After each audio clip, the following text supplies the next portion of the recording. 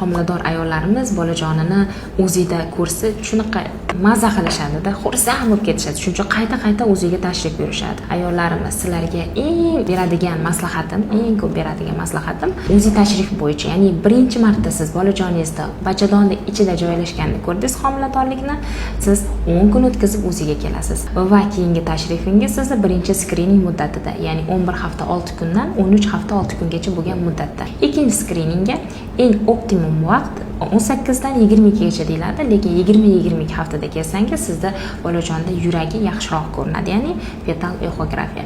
Keyingisi endi Doppler tekshiruvi, ya'ni skriningdan keyingi tekshiruvimiz Dopplerometriya. Bu muddat 26 haftadan keyin, 26 haftadan 32 haftagacha o'zi Dopplerometriya qilinadi va keyingisi siz tug'ruq oldidan, ya'ni 39-38 haftalikda bitta Dopplerometriya qilib bolajonda umumiy holati, qon aylanishi, kindigiga necha marta o'ralgan, o'qiga o'ralganmi bo'yniga, bularni bilsangiz bo'ladi. Xuddi shunaqa tartibda o'ziga borsangiz, sizni cho'ntagingizga ham zarar yetmaydi.